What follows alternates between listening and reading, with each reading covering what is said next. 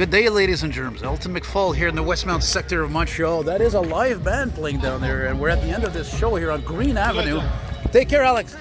Salut, mister. Bye-bye.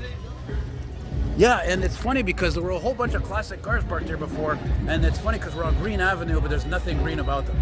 And also, it's funny I should say this because some of these have made it for electric vehicles for obvious reasons. And don't ask me what I think about the Volkswagen ID bug or bus or whatever. I think it's ridiculous. But that's how old school I am, you know.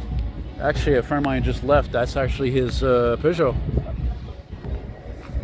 Yeah, these mags are so quintessential to see on the old Volkswagen vans. But really also the reason why I'm filming this thing is because I can't believe, but I think that's the only panel Volkswagen van I've ever seen.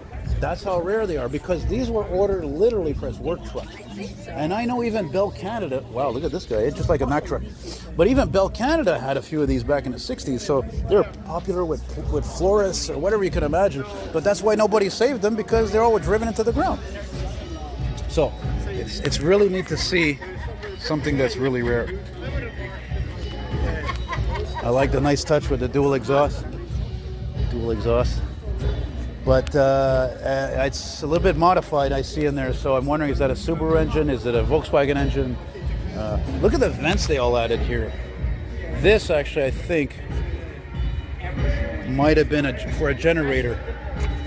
Yeah, this was really a work truck. Somebody who had this truck, they probably used it for some kind of mobile repair or something like that. I don't know, sharpening keys, and that's what I think those vents. Or they made a camper out of it, maybe.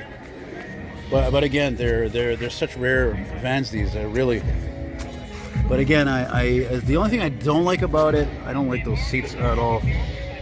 But you know, if you're going to be driving a car shows, going here and there, that's much more comfortable than the original seats would have been. You know, the typical plain Jane delivery truck type of seats that found their way in everything. You know. So. Yeah, it's a neat. Of course, you have your pop-out windows. I don't know what year this is. I'm itching. I'm well in the bed. It's probably, you know, towards like '67. The last year they made these split window vans, and of course, then the whole front was redesigned. And basically, they kept the whole shell is the same, but the whole front was completely redesigned. The windshield, they were nice, but it was a one-piece windshield. And these are the ones that are worth the most, especially the ones that have the 21 windows, the Vista windows towards the top here. So, But look at that, there's even vents on this side, these louvers. Man, that's a very expensive job to do that, actually. That's really neat. I'm very impressed. I don't know, is this yours? It's yours, eh?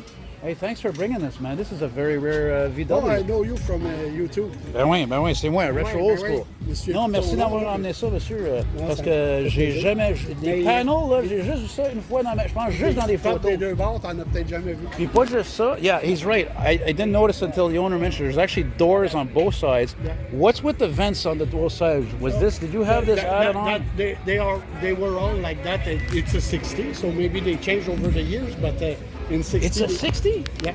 Holy mackerel. And, whoa, that's rare. The option for the doors on the driver's side, I heard it was like $500 on a $2,000 vehicle. So nobody checked the box. Wow. Because you don't really... And I bought it in 2011. I was going to ask you, you imported this from the States? Yes, and then... well, it was in Florida, but I don't know it's full...